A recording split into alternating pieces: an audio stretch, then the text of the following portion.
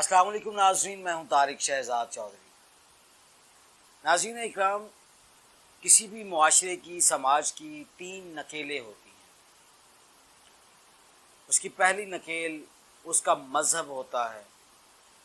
جس کے پابند رہتے ہوئے وہ اپنی روایات اور اپنی سماجی تشکیل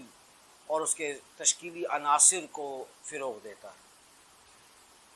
معاشرے اور سماج کی دوسری نکیل اس کی وہ روایات ہوتی ہیں جو مذہب یا وہاں پر رہتے ہوئے ایک مخلوط ماحول کے اندر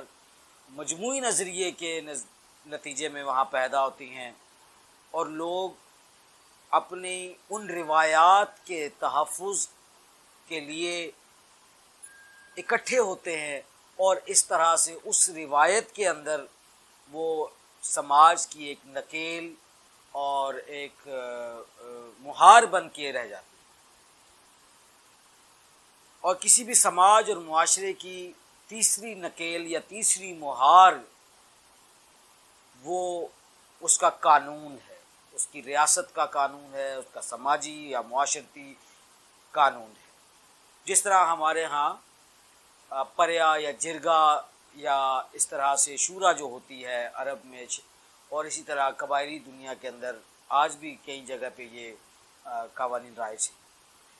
تو جب یہ کسی بھی معاشرے کی تینوں نکیلیں نکل جائیں تو وہ شتر بے مہار ہو جاتا ہے، اور اس کا وہی حال ہوتا ہے جو آج ہماری سوسائٹی اور معاشرے کا ہے۔ جب کوئی قوم اپنی روایت، اپنے کلچر، یعنی کلچر میں بنیادی بات اس کی زبان ہے، جب وہ اپنی زبان سے فرار اختیار کرتے ہیں، اس زبان کو، اپنی روایت کو دیس نکالا دیتے ہیں، تو ان کا کلچر ماند پڑ جاتا ہے، پھیکا پڑ جاتا ہے، اور اس کے اندر ٹوٹ پھوٹ ہوتی ہے، اس کے اندر خلیج اور اس کے اندر ایک بہت بڑا خلا پیدا ہوتا ہے۔ اور یہ جو خلا اور یہ جو خلیج ہے، اسے پر کرنے کے لیے پھر کوئی دوسری تہذیب آ کے وہاں اسے پر کرتی ہے، اس خلا کو۔ جس طرح ہم نے اپنے سماج میں دیکھا کہ ہمارے ہاں جو تہذیب کا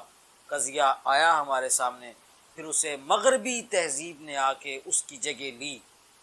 اور جو ڈومینیٹ کرتی ہے جو سوسائٹی، جو اس کے اوپر کلچر، اس کے اثرات آتے ہیں۔ اور یہ ہم نے دیکھا کہ پھر مغرب پسندی جو ہمارے یہاں آئی، اور اکبر الہ آبادی اور حضرت علامہ اقبال خصوصاً اس کے حوالے سے ایک بہت بڑی آواز تھے۔ پھر رئیس الاحرار نے جس طرح سے اس پہ، اور کئی جو ہمارے دینی اسکالرز، علماء، زعماء اور ہمارے رہبران ملت جو تھے، انہوں نے اس پہ کام کیا۔ لیکن بدقسمتی جانیے کہ جو وقت گزرتا گیا، ہم وہ جو خلا ہے اس کو اپنی زبان اور اپنی کلچر، اپنی روایت اور اپنے سماج اور اپنے سے پر کرنے کی بجائے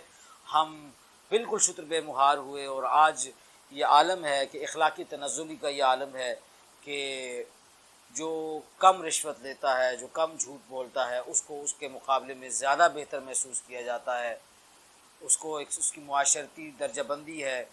سماج کے اندر جھوٹ، رشوت سے لے کے جتنے بھی اخلاقی جرائم ہیں یا جو اخلاقی دگرگوں پن ہے اور جو اس کی تنزلی ہے، اس کو اب جسٹیفائی کیا جاتا ہے، یہاں تک کہا جاتا ہے کہ سود کے حوالے سے بھی کوئی گنجائش نکالی جائے۔ اصل میں وہ تمام اس جو خلیج ہے، وہ جو اپنی روایت اور تہذیب جو ہے اس سے جو دوری ہے، اور وہ اصل میں جس طرح قاری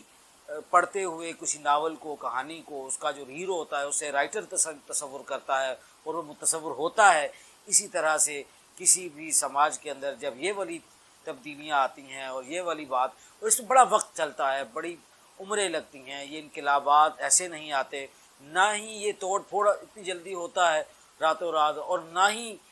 اس کے خلاف ہونے والی تربیت اور تحریک کوئی راتوں رات کوئی اثر دکھاتی ہے۔ پھر یہ قومیں اور نسلیں ایک وقت کے بعد جا کے اپنی فطرت کو لوٹ کے آتی ہیں۔ تو یہی ہمارا پیغام ہے کہ اپنی زبان، اپنے کلچر اور اپنی فطرت، اور خاص طور پر وہ جو جس کھونٹی کے ساتھ وہ بندھی ہوئی ہیں، وہ اس کا مذہب ہے، اس کے ساتھ بندھ کے رہیں گے، جڑ کے رہیں گے۔ وَاعْتَصِمُوا بِحَبْلِ اللَّهِ جَمِيعًا وَلَا تَفَرَّقُوا والا معاملہ ہوگا، تو پھر وہ ریاست پاکستان کا وہ خواب شرمندہ تعبیر ہوگا جسے حضرت اقبال نے تصور کیا اور حضرت قائد اعظم اور ان کے زعماء اور ساتھیوں نے اسے پاکستان کی صورت میں ایک عملی جامہ پہنایا۔ آج تک کے لیے اتنا ہی کافی ہے، بہت شکریہ، سلامت رہیے۔